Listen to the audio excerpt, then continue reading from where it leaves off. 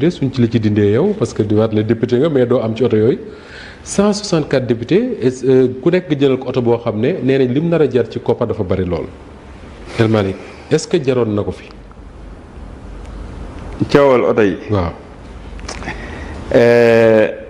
sëñ Moustapha. d'abord il faut ñu rappeler les choses. des naa ko mais xëy na doyul. lu doy je peux l'appeler ainsi. sëñ Moustapha primo su ma jëndul woon i oto. coow du am. les députés allaient continuer à recevoir tranquillement leurs indemnités de transport. oui ñu ngi ko doon am depuis. l'ancienne législature oui. ñu ngi ko doon am. kon benn problème du am.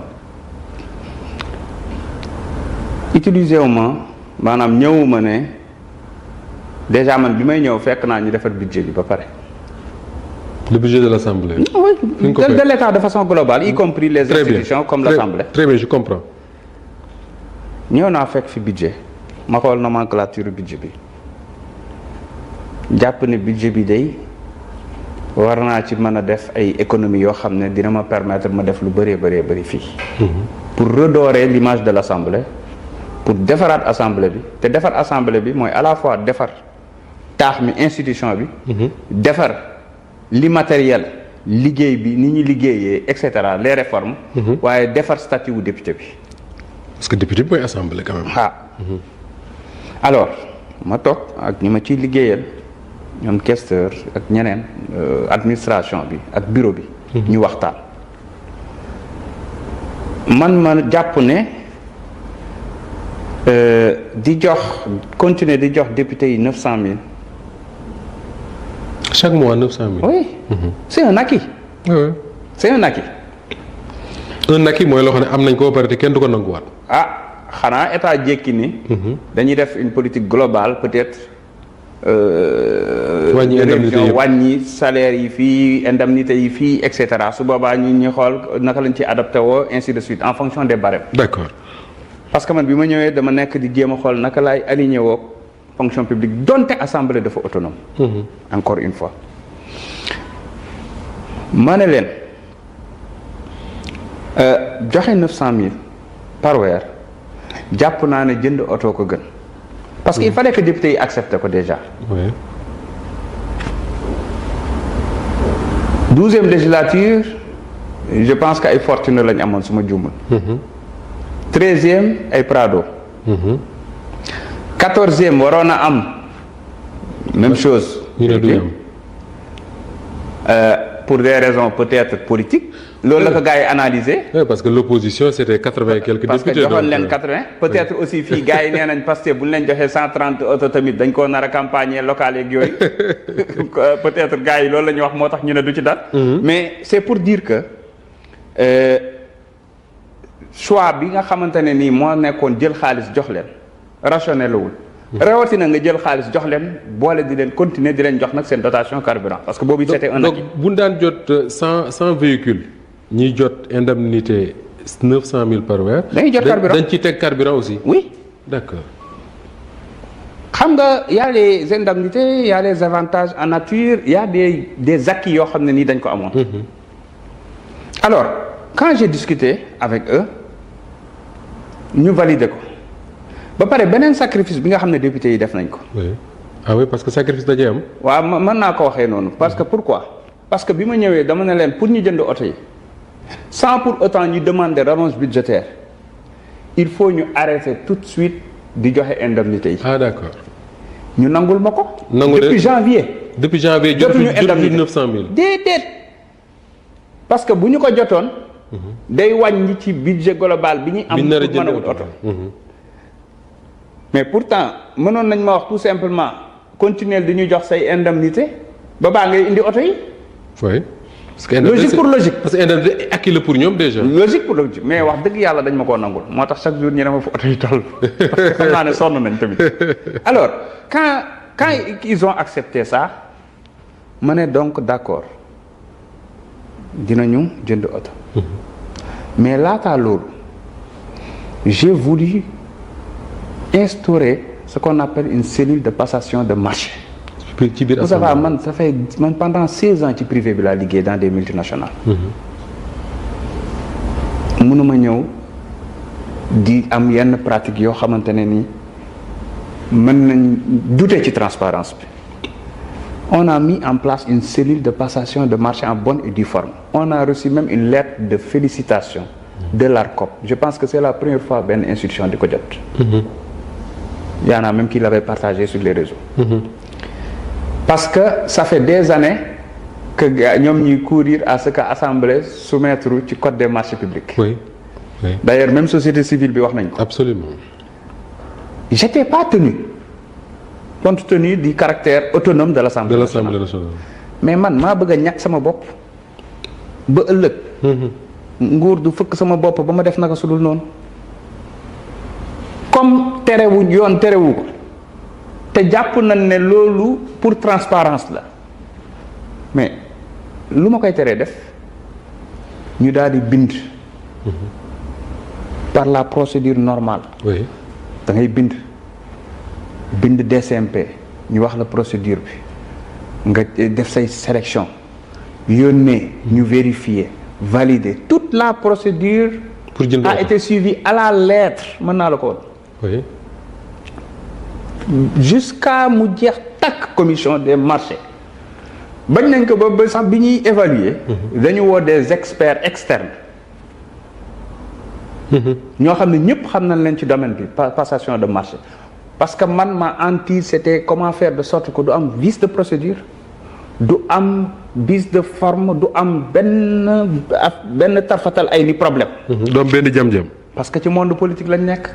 ça va se retourner contre moi.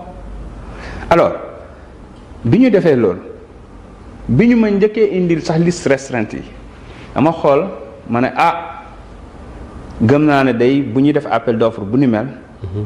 te gisuma ci mën naa ko tudd. CFAO. Oui. gisuma ci Cayetano mën nañ jàpp ne crédible il faut ngeen ñu yokk ko ci. ñu yokk leen ci yónnee ñu valider ñu. kan moo gagné finalement. ñu def appel déet sëñ nag moom loolu moom man. Oui. toute la procédure. Oui. bu weesoo veiller à ce que la procédure a été respectée ak lettre de transmission yi nga xam ne maa ko war a signer. Je n'ai intervenu nulle part du ci CPM bi. du ci commission des marchés du ci commission évaluation bañ koy def sax fekk ma fi d'ailleurs. D'accord. Donc c'est pour dire que. sur ce côté-là tout a été respecté. D'accord, sur le coup. mais dama leen wax ne. Oui. nañu fexe ba li nga xam ne mooy indemnité bi li muy représenté bu ñuy jënd oto benn. ñu jënd véhicule de qualité encore une fois. ñu harmoniser aussi ak l'administration parce que administration notamment moo xam présidence moo xam primature moo xam yeneen direction yeneen institution yi. boo xoolee dafa am lu ñu woowee mooy fi ñuy kii seen oto yi. fi ñu koy yóbbu di ko fa defar rek di ko denc ak ñooy jënd parc bi dama fàtte tur bi. ba nga xam ne ëllëg si biir bu ñu bëggee def bu ñu ko bëggoon reverser foofu wala dara. day niroo maintenance bi ils auront les mêmes pièces et cetera. donc même type de véhicule. pas des 8-8 nag comme ni ko gars yi waxee loolu moom ñemewuñu ko. alors déjà xajul sax ci budget bi déjà loolu. alors à partir de ce moment ma ne leen beneen bi mooy fexe leen ba kii gagné. na jël maintenance bi. ki gagné marché bi mooy def maintenance oto yi. maanaam coût bi na ci duggaale. parce que li doon am mooy dañuy jënd oto ba pare. oui dem di fay maintenance. di fay maintenance te en réalité. capex li ñu woowee capex maanaam investissement. comme jënd oto. parce que capex investissement boo xam ne ça dure minimum 5 ans rek on le considère comme un projet d'investissement. li ñu woowee capex très souvent ku ci bëgg a lekk xaalis sax mënoo ci lekk xaalis parce que c'est millimétré. mais ci OPEX yi maanaam charge opérationnelle yi souvent foofu la dépense yi di exorbitante. moo tax ñu ne dañuy jël oto yi bu ci nekk au moins ñu assurer entretien beeg yëpp ñoom ñu assurer ko. jusqu'à minimum 100 000 kilomètres. d'accord nañ ko dugal ci affaire yi na leer. d'accord beneen bi mooy. du ñu fay cash. du ngeen ko fayandoo benn yoon dañ koy étaler sur 3 ans xam nga lu tax. oui. soo calculer ne 54 millions yi c'est sur un mandat état du la joxandoo 54 millions yi donc yow da ngay def say économie. booleeg budget bi ñu prévoiroon ci indemnité annuelle bi. nga jox ko beneen année nga defaat noonu jox ko beneen année nga defaat noonu jox ko mu door a mat man ne leen loolu boole leen ko ci. très bien. c'est important de préciser ça yegg naa ba ci négocier sax ñu dugalaale assurance au moins. ñu dugalaale ko même si c'est 1 année ou 2 ans et peut-être il n'était pas tenu parce que d'habitude ça se passe pas comme ça. D'accord. Mais c'est pour dire quoi? C'est pour dire que on a voulu. ba léegi waxagoo ba xam est-ce que le coût est mais normal? loolu suñu génnee marché bi. ndax coût bi 10 la 30 la 40 la 54 la. parce que yaa ngi tudd 54. lu ci mën di génn non 54 mooy ñoom seen budget. te dinaa la wax li tax mu am importance ñuy préciser que ni xaalis boo xam ne acquis wu député yi la parce que ni ñu ko waxee sénégalais yi mën nañ jàpp ne ñun kat. ak fi réew mi toll dañoo dem jël ci budget wu état du Sénégal. oui pour jënd yu mënoon a dem feneen 165 véhicules déedéet dañoo dem jël xaalis bu ñu doon jox député yi ne leen kat xaalis bi au lieu ñu leen koy jox bàyyi leen ñu jël ko jëndal leen ci ay oto. def ko ci turu assemblée. ci turu assemblée lay nekk aussi oto yi. waaw d'accord def ko ci turu assemblée. ça veut dire que su mandature bi jeexee oto yi dañuy des. assemblée buy dem moom da ngay dem d'accord. on a plusieurs options on peut dire les députés dañ leen di dagg temps par mois et que à la fin de la législature ñu bàyyi leen ak oto bi. Wow. Comme on peut dire que dañuy bàyyi ba fin législature ñu def réforme. jël oto yi utiliser waat ko wala sax état utiliser waat ko feneen. wala ñu def ko réforme jël oto yi jaayaat ko député bu ci nekk oto bi nga yoroon ñu jaayaat la ko. avec un prix qui sera forfaitaire qui sera. D'accord. Alors man fi ma doon liggéeyee. mais c'était par exemple ça dañ la jëndal 4x4 je peux le dire. Pajero Sport lañ ma jëndaloon. oui. mais dañu ma doon dagg par mois pour que au bout de bu amortiré 5 ans yi. nga moom ko ma moom ko. d'accord mais El Malick. léegi oui. parce que dama bëgg mu leer moo tax. ci oui bien oto sûr yi bien sûr. beneen affaire bi nga xam ne guidé na ma proposer oto yi jëndal leen oto. député yi jëndal leen oto. Moustapha dama fi fekk 14e législature bi ils sont en train de recevoir des mises en demeure depuis des mois tu sais pourquoi. du tax. bi ñu leen joxee 900000 yi dañoo demoon contracté ay prêts ci banques yi. pour oto. oto ak leneen ak leneen. D'accord. dañoo contacter ay prêts. Il y a au moins 7 banques. bi ñu contracté ay prêts. sur 5 ans mandat bi am 2 ans. waaw parce que assemblée effectivement dañ ko tas way. léegi député yi amatuñu salaire. mënatuñu fay. actuellement ba tey rek am na kenn ci ñoom ku ñëw sama bureau fii. mais jaaxle boo xamante ne ni. ça se comprend c'est le cas ñoom sanu jon ak yooyu laaj leen. ils sont en train de souffrir. parce que mënatuñ fay ñoom Mame Diarra Fam ñoom sanu jon ñoom Ahmed Aïdara tous ces gens là. mën naa leen a citer parce que. mais bien sûr y a pas de souci. 14e législature lañ bokkoon. jëloon prêt. pour 5 ans sur 5 ans sur exactement. au bout de 2 ans ou moins. ñu tas ko yëf yi dagg. tey nga nekkoon député. walbatiku ñu lay persécuter ba sa biir kër pour nga fay. yaakaar naa ni. am oto bañ a moo gën. donc loolu bokk na ci aussi.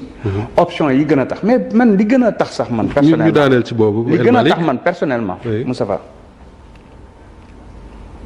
mooy dama gëm ne député yi dañoo war a liggéey. te 15e législature bi wax fa dëgg yàlla ñu ngi liggéey. Moustapha man dama gëm liggéey. privé ku fay liggéeyee xam na ne.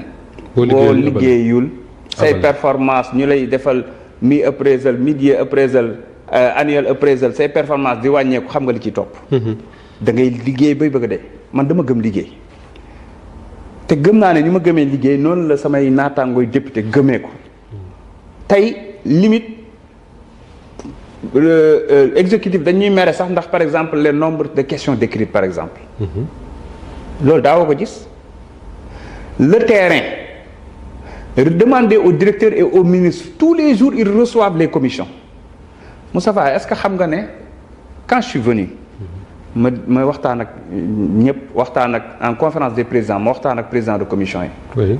ma ne leen d'ici le 31 mars bëggoon naa ñu am seen plan de travail yéen ñëpp ñu am un plan de travail global. mën koo suivre à la lettre. Ils ont tous soumis leur plan de travail, dont des visites de terrain, dont des actions de contrôle du gouvernement, dont des séminaires de capacitation. C'est-à-dire que sur toute l'année, plan de travail annuel PTA, sur toute l'année, actuellement mes équipes, sous la conduite du DC, Mamadou Yogok Yoy, nous sommes harmoniser pour mu nekk un plan de travail global de l'Assemblée nationale. Alors, mais nous, les travaux qu'ils font, sur le terrain et partout man jàpp naa ne su ma leen joxee indemnité à la place du su ma continuer di leen jox seen indemnité à la place des véhicules. xëy na liggéey bi mën na sooxe. et limite dañuy ñëw peut-être même ablo oto wala yu ni mel. oui. parce que 14e législature bi am na ñu leboon jënd oto de wool Ayib nga laaj ko. ana oto bi mu jëndoon. wool Chérif Dikko ñi ma ci xam laa wax de. wool Assane Diop ñaari yoon la jënd sax. parce que occasion ngay jënd. nee nañ man nan leen jëndal oto 15 millions. man déjà nee naa la du xaalisu assemblée xaalisu député yi la. à moins que ñu décider ne député yi kat dañuy wàññi seen i salaire wàññi seen i avantages. ça veut dire que oto ou pas xaalis bi moom dina génn dina dem ci député yi. exactement loolu laa bëggoon mu leer déjà. xam nga un état sérieux nag mënul ne day dem jënd ay véhicules d'occasion. non te bu ko jëndee ça va si la qualité coûte cher et c'est la non qualité comme on dit. su ko jëndee la mu cay dépenser après ci réparation pour entretien bi. donc à partir de ce moment da ngay jënd un véhicule robuste un véhicule boo xamante ne ni dina mën a def liggéey bi un véhicule boo xam ne boo ko bëggee yóbbu Mbirkilaan wala Madina Wandifa. wala comment dirais-je Kédougou. doo am jafe-jafe ci yoon bi. dina dem ñëw sans problème. c'est pas une question de luxe. mais c'est des véhicules utilitaires. D'accord. beneen bi ma waxtaan kook député yi ñu nangu ko. mooy la daan am dootul am. muy membre du bureau ak président commission dañ doon am véhicule de service ak véhicule de fonction 2 4x4 léegi benn rek la ñu am. donc yooyu yëpp dafa bokk ci loo xamante ne nii. ñun jàpp nañ ne jox véhicule yi oto ñu liggéey comme ni ko directeurs yi amee.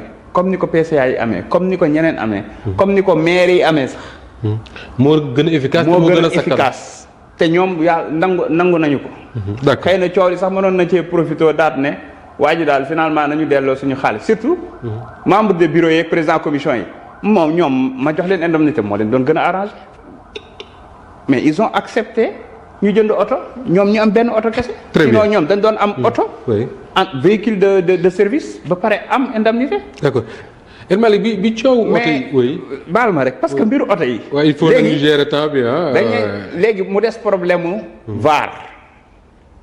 oui parce que tey ci suba ou hier j'ai vu des vidéos du premier ministre Ousmane Sonko lui-même le président de votre parti bu doon wax ne way jënd ay oto pour ay député ay 40 millions 50 millions dafa war a jël. foofu laay tontu. man mi sax VAR nañ ma ci poste bu ma defoon. oui.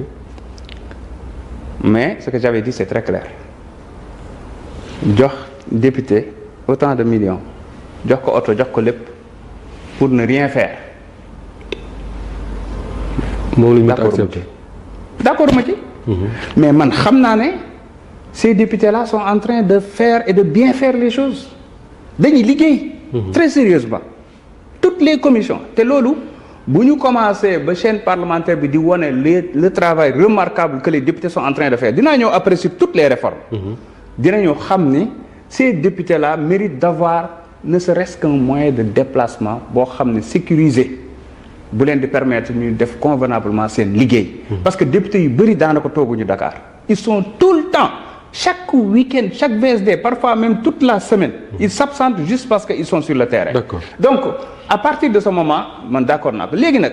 man quand j'ai dit que je l'assume pleinement xëy na ton bi mën nañu wax ne dama arrogant mais je ne pense pas être arrogant. non loolu mënuñu ko. mais dama jàpp ne peut-être non xëy na mënoon naa ko waxee neneen je l'accepte di jéggalu ñi nga xam ne heurté na leen tamit. mais c'est pour dire quand j'ai dit je l'assume pleinement et je le répète 2 fois c'est pour dire que mbir mi yoonu Ousmane Sonko nekku ci c'est une institution autonome avec un président qui a parlé avec son bureau et ses députés. Ousmane Sonko du leen wax ni ngeen di gérer assemblée. Pour assumer sincèrement non. Donc buñ ko ci laaxaale. yow la. man wala yéen la. bu ñuy mbëkk nañ ma mbëkk. ba voilà mu yoon Ousmane Sonko nekku ci. waaw donc te ba mu koy wax tamit li mu doon wax dafa leer parce que moom dafa nekkoon ci biir législature bi te gis na ne député yi liggéeyuñu woon. il n'était là que pour des commandes politiques. mais c'est normal que assemblée bu mel noonu ñu bañ fa yàq dara. D'accord. mais à partir de 2024. il y a un nouveau régime, un nouveau Sénégal. Une nouvelle assemblée. Législature. Qui est en train de jouer pleinement son rôle. te D'accord. wax dëgg fa yàlla. lu ñu mën a sikkal. Assemblée nationale bii ñëpp nangu nañ ne mi ngi jouer pleinement son rôle. Ouais. Oui, malgré que l'Assemblée mi ngi jouer pleinement son rôle, man damay lire les critiques sur l'Assemblée et tout, mais dafa am des critiques yoo xam ne dafa lay ciblé yow personnellement. Et ñu bari dañ naan El Malick daal depuis qu'il est président de l'Assemblée nguur rek la fi nekkee. Est-ce que c'est effectivement ça? Parce que président de l'Assemblée quand même c'est la deuxième personnalité de l'État du Sénégal. Est-ce que effectivement da nga jàpp ça va wallahi al-azim. nekk président assemblée du en fait bu ñu xool avantage rek. ñàkk koo nekk moo ëpp avantage. yow koo xam ne da nga mel ni benn colis. GIGN ñoo lay indi ñoo lay jëlee sa kër. ñoo lay indi. ñoo lay dugalaat sa kër.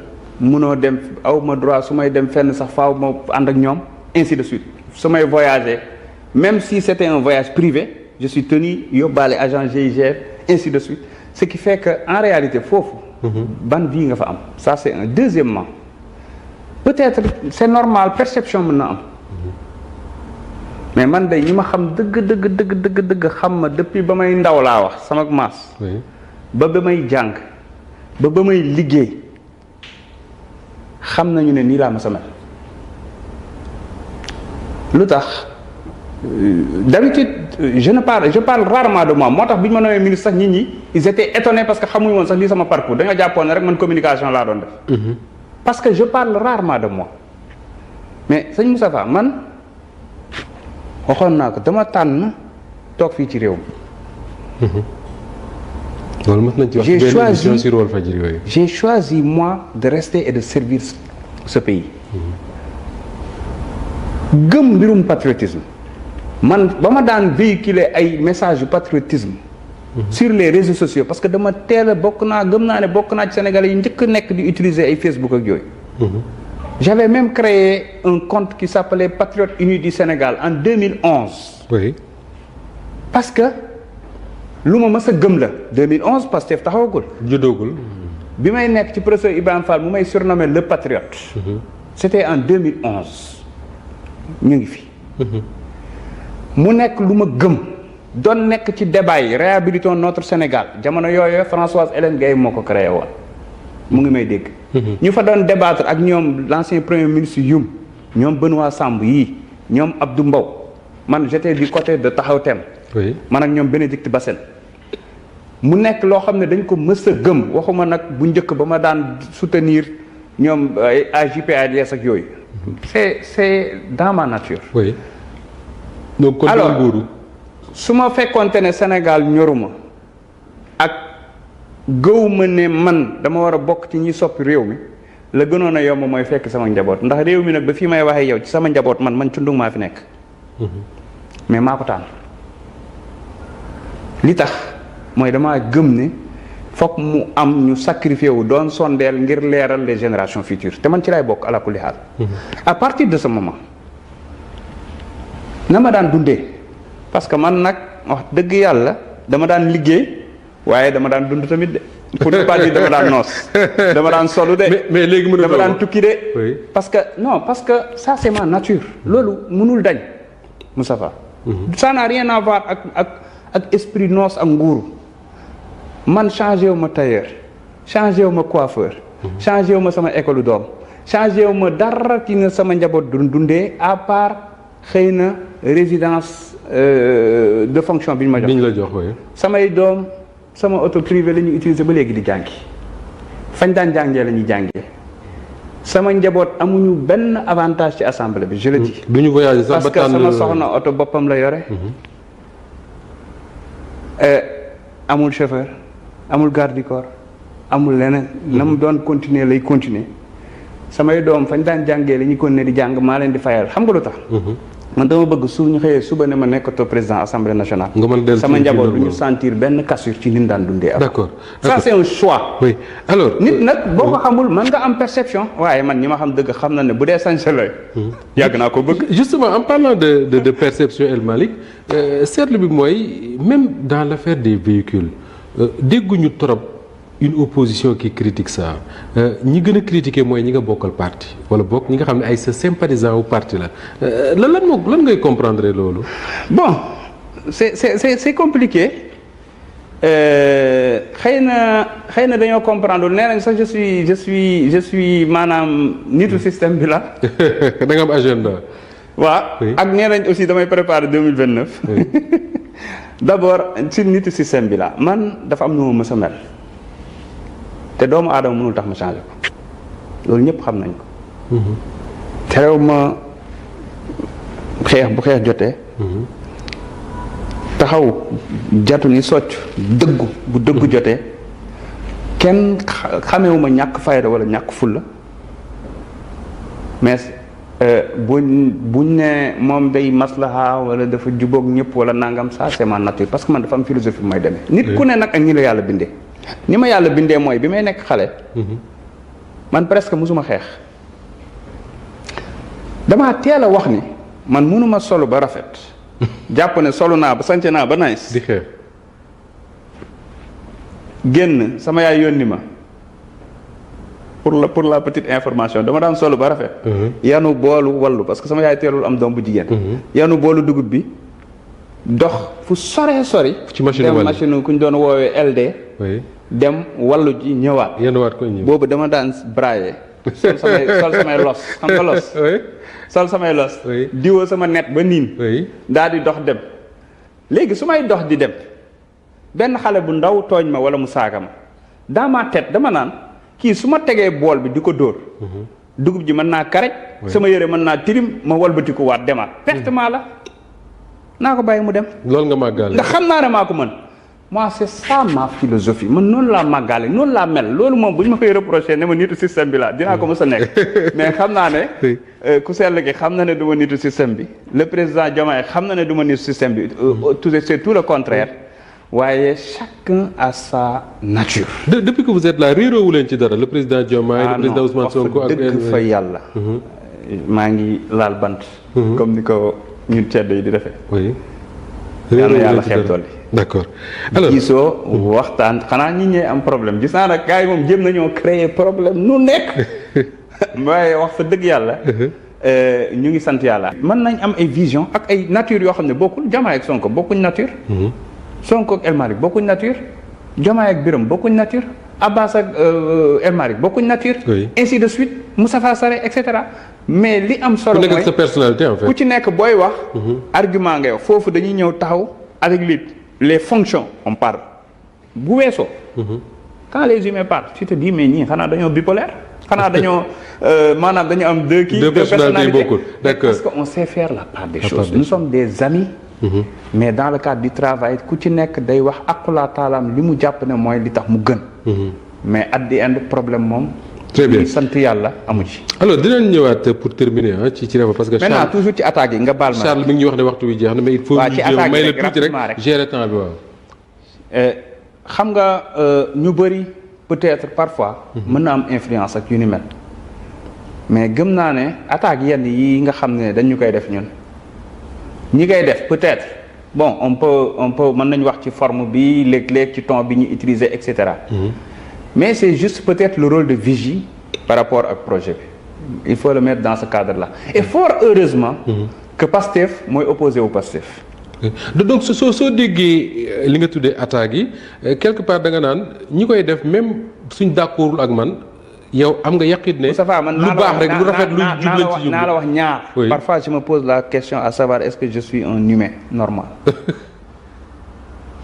Moustapha man pression ak stress mënul fukki dërëm ci man loolu la ma yàlla bindee je reste toujours zen et je serai toujours zen alhamdulilah.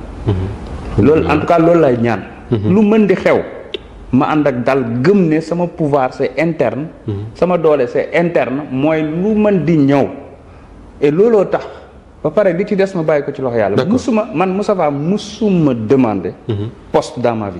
D'accord. Alors El Malick là je vais vraiment solliciter sa compréhension pour des réponses rapides parce que waxtu wi jeex na. luñ ciy dolli rek dañ ñu koy kii mooy d'abord assemblée nationale bi nga jiite gis nañ ne levé nañ fi immunité au moins 3 députés ces derniers temps tey jii am na des ministres de la République wala boog d'anciens ministres de la République qui sont en prison. parce que voté nañ fi benn résolution de mise en accusation yoon mi ngi leen nekk di topp. dégg naa sax ku wax ne assemblée waru fi nekk rek di yëkkati ay nit di leen livrer à la justice ban réponse nga ci andi. lenn moom mën nañ ko nangu. te opposition bi sax ñoo koy njëkk a nangu. mooy bi ñu fi ñëwee ba léegi lépp lu ñuy def. dañ ko teg ci légalité ak ci règlement intérieur suivre la procédure sans subir aucune pression boo xoolee sax moyenne traitement levée d'immunité parlementaire yi c'est 2 semaines te xam nga ne avant nous c'était 24 heures et 48 heures. waaw loolu amoon na fi. mooy tax li tax mooy. pour respecter pour wóor nañu ne lépp la ñuy respecter à la lettre. te ku ñu fi yëkkati sa mbalaanu kiiraay c'est pas avec gaieté du cœur ku ñu fi yëkkati sa mbalaanum kiiraay. jàpp nañ ne boo demee seetal sa bopp da ngay ñëwaat solaat sa mbalaanum kii. les 4 députés. waaye du ñu ñëw rek di yëkkati pour yëkkati comme ni ñu ko doon defee c'est pas des commandes politiques benn. c'est pas des commandes politiques man jotuma benn yoon musuma jot une demande. woo président wala woo premier ministre naan ko ndax ma lever wala bu ma lever. xalaatuma ko musul am. billahi lazi xalaatuma ko. dañuy suivre damay woo le bureau woo ñi nga xam ne ñoo ci bokk woo jël ay conseils juridiques woo service législatif il y a un professeur de droit qui est là-bas. ma ne leen en termes de procédure nañu xool. nan lay demee jot nañu fi sax yoo xamante ne ni jàpp nañ ne argumentaire bi des na ñu bind ministre de la justice laaj ko mu indi justificatif additionnel pour vous dire. D'accord. parce que li ñu def yépp dañ ko bëgg a def suñu aqula taala ndax président Sonko lépp lu muy def. da koy def ci aqula taala ci intérêt général président Diomaye noonu man noonu laa koy defee noonu la ko yeneen député yi di defee. moo tax pour lépp gën a wóor. ñu engagé ces réformes Moustapha. bi ñu ñëwee pour te dire que député yi ñu liggéey on a créé des commissions. rapidement très rapidement. dañoo jàppoon ne dafa am rôle bu am importance boo xam ne assemblée da koy jël te bokk na sax li gën a motiver pour mettre les députés dans de bonnes conditions ñu liggéey quand je dis dans de bonnes conditions le strict minimum.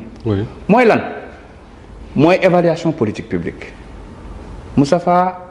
On a travaillé sur un excellent document de 83 pages qui fait le cadrage, la méthodologie de l'évaluation des politiques publiques et de façon inclusive avec les députés de l'opposition, les non-inscrits. Mën nga interroger ñoom Tafsir Thioye, mën nga interroger ñoom Maître Aïssata Tall Sall, mën nga interroger ñoom Forum Civil, ñoom Birahim Seck, ñoom Sen-Eval, universitaires yi, tout le monde y a participé. Un document boo xam ne on veut même remettre ça à l'exécutif. Qu'est-ce qu'on va faire? On prend tous les programmes prioritaires de l'État ñu defar un calendrier pour que ñun désormais ñun députés ñuy suivre di évaluer à la lettre tous ces programmes là pour xool leur impact bu ñu paree def ay rapport bu laajee ay mission d'information bu laajee ay commission d'enquête bu laajee ñu def benn rapport boo xam ne ce sera un outil d'aide à la décision ñu jox ko exécutif bi ñu ne ko ñun kat programme masalan programme bi ngeen teg ni New Deal technologie nii lañ ko saytoo lii la ñu gis. D'accord. Programme bi ngeen teg ne eau pour tous les autoroutes du pont nii lañ ko turee nii lañ ko gisee ñu ne waat administration moom moo war a nekk bras technique. ñu réorganiser waat ko defaraat tous les textes qui dataient de 63 et de 85 defaraat le statut tout ça on l'a fait. au 31 mai lañ pare le règlement intérieur. Oui. On a mis en place un groupe toujours inclusif opposition pouvoir non inscrit et quelques membres du cabinet et du service législatif. Qu'est-ce qui a été la commande? nañ defaraat règlement intérieur bi de sorte que régime bu fi jaarati wala président bu fi ñëwati wala législature bu fi ñëwati le règlement intérieur va rester intact. Intégrer les nouvelles donnes, la chaîne parlementaire, l'évaluation des politiques publiques, direction bi ñu ci créé, le comité. Parce qu'on a décidé de créer un comité d'évaluation et de contrôle des politiques publiques boo xam ne y aura 27 normalement 27 ou 31 députés membres qualifiés te bi ñuy choisir président groupe yëpp dañ leen wax ñu jox ñu ñoo xam ne ils ont le profil des économistes des comment dirais-je ñoo xam ne finance publique entre autres. Sans compter les séminaires de formation yi ñu war a def et cetera. D'accord. La digitalisation. Moustapha est-ce que xam nga ne LFR bii di ñëw. parce que c'est important. émission bu waree def 2 heures da koy def.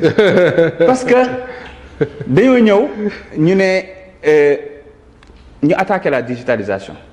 Moustapha presque Assemblée nationale en ce moment-là il est à plus de 90% digital xam nga lu tax.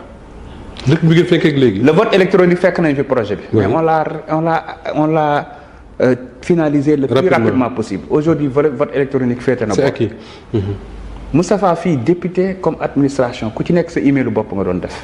on a travaillé avec Senum.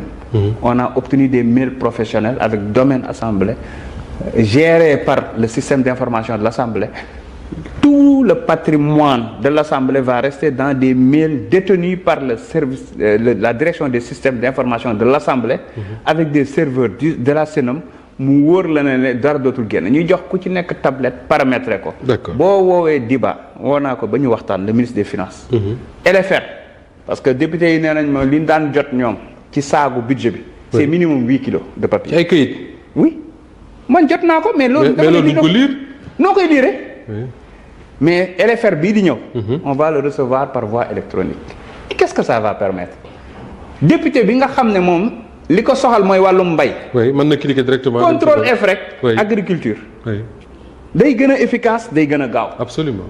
Moustapha dans le cadre de l'inclusion gis nga matériel bi ñu jox le député malvoyant. oui oto yi ñuy commandé am na ci benn boo xam ne dañu wax ne na prévoir chaise roulante. parce que tout simplement ce que nous voulons. c'est montrer ak chaîne parlementaire bi c'est montrer aux Sénégalais certes il y a des moyens qui ont été mis à la disposition des parlementaires. mais ces parlementaires là, contrairement à ce qu'on avait l'habitude de voir. sont en train de faire un excellent travail dans le cadre du management. Après réorganisation j'ai demandé à tous les directeurs de me proposer des fiches de poste qui collent réellement aux besoins parce qu'on a restructuré, on a mis les postes qu'il faut, maintenant il faut les fiches de poste. On a fait un audit du personnel global ba xam ku ci nekk tu vaux quoi, tu as fait quoi, lan mooy sa parcours, lan mooy sa compétence, lan nga bëgg a def. Qu'est-ce que ça va permettre? On mettra les hommes qu'il faut aux différentes places qu'il faut et que après chaque année on va faire une évaluation de performance.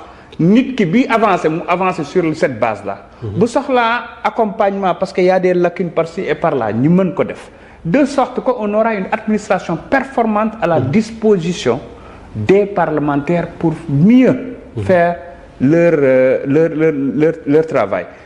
parlementaire bi ñu nar a am mooy parlementaire boo xam ne il a toute une équipe autour de lui pour faire son travail. technique toute une équipe des assistants parlementaires. yoo xam ne dañ koy renforcer on va en recruter d'autres.